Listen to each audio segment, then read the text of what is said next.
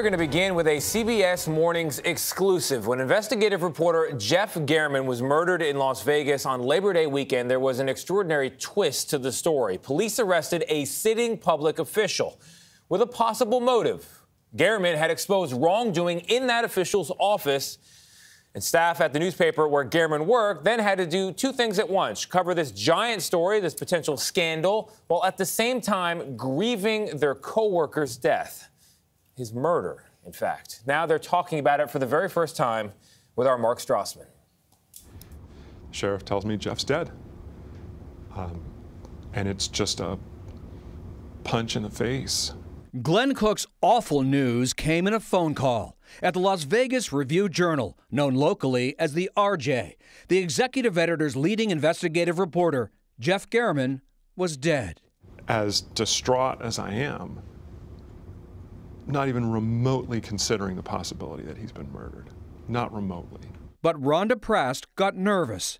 The head of the paper's investigative unit noticed homicide detectives had announced a briefing in German's neighborhood. And I immediately called Glenn, like, I think Jeff's been murdered. Awful had morphed into evil.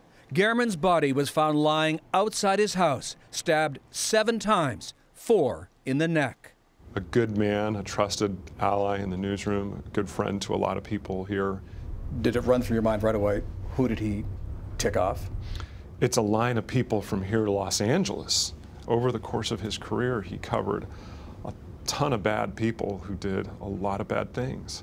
A reporter columnist from Las Vegas. Jeff German was the paper's bulldog investigator. For 40 years, he ran down gangsters and grifters, spotlit public corruption, exposed the shadowed venality behind the neon of Sin City. Jeff was never afraid. I would have done anything to protect Jeff, so.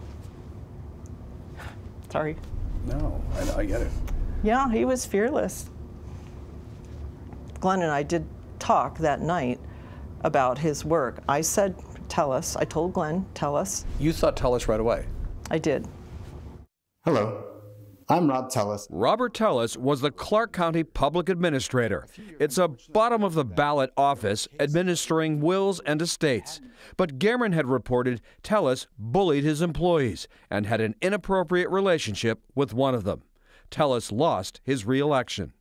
David Ferrara helped coordinate coverage. The statements that police gave were a little bit odd. We still stand by the idea that it is an isolated incident. 3 days after German's murder, police released this video of their suspect, hard to miss in triple-digit Vegas heat. He wore a wide-brimmed sun hat, blaze orange clothing, and gloves, walking in German's neighborhood the morning of the murder. We have a video of Robert Tellis walking down the hallway in his office, and it's a oh my God moment for people in the newsroom. Especially when police asked the public's help finding this maroon GMC Yukon, their suspect's car. A tipster told the paper it belonged to Tellis. Then someone types in Tellis's home address, and Google Street View camera of his house has the GMC Yukon parked in front of his house. When we saw the Yukon, especially in the Google Street Maps photo, bingo. Wow, unbelievable. Through their shock, RJ reporters and photographers staked out Tellis's neighborhood. Your coworkers are solving the murder of one of your other coworkers. The whole situation had its own sense of absurdity. We have to get in action mode. We have to get to work. This photo shows RJ employees in their newsroom, listening to police scanners and detectives closing in on Tellis. We're watching and waiting, and we wait, and we wait. Police searched Tellis's house. Among their evidence, a mutilated sun hat, sneakers with bloodstains, and his DNA at the murder scene. We post our story, and it's a hell of a story. A sitting elected official is a person of interest in the murder of an investigative journalist in the United States. It's unbelievable. 5 days after the murder, Tellis was arrested. Photographer Kevin Cannon got this shot for his friend, Jeff German. My preparation and experience allowed me to get that photo, and I know he'd be proud. Almost simultaneously to the time that the ambulance doors close, I get a phone call from the sheriff, And he says, Glenn, I wanted you to know that Robert Tellis is in custody and under arrest in connection with the murder of Jeff German.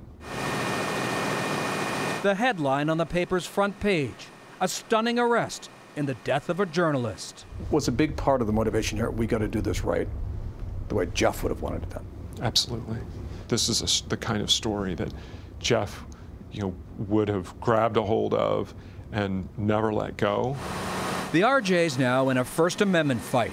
Police seized German's laptop and cell phones as evidence. The paper wants to deny them access.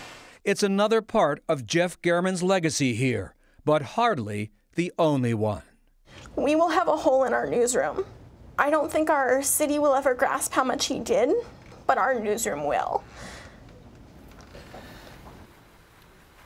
Oh, boy, Mark. Wow. Your story gives me goosebumps and chills. I mean, it must be surreal for his colleagues to immediately, when they heard about his death, have a suspect in mind and then actively work to make sure that that suspect is arrested. I've never heard of a story like this, to be honest with you. Yeah, the best the paper has researched, it had never happened before, Gayle, where a sitting public official had murdered or allegedly murdered a journalist. And you're right, there are a couple of different things going on here. They're investigating the story, and yet they're also grieving the loss of their colleague. And there was also something else, Gayle, which was a fear factor. At first, when they didn't realize who even a suspect was, all they knew is that one of their colleagues had been murdered, and so they also wondered whether they were potential targets. One of the reporters was telling me that every time she opened the garage door of her house, she half expected to see a suspect in it. So anyway, the paper really did some remarkable work, given what they were also all going through emotionally. Yeah, well, the paper has a long legacy of powerful investigatory work, and I'm sure they're not going to be shrinking from that duty going forward, even in the face of this terrible tragedy. Yeah. So clear what Jeff meant to them, too. Yeah, because even as tragic as this is, he's still leading the way. Exactly. For sure. All right, Mark, thank you so much. You bet.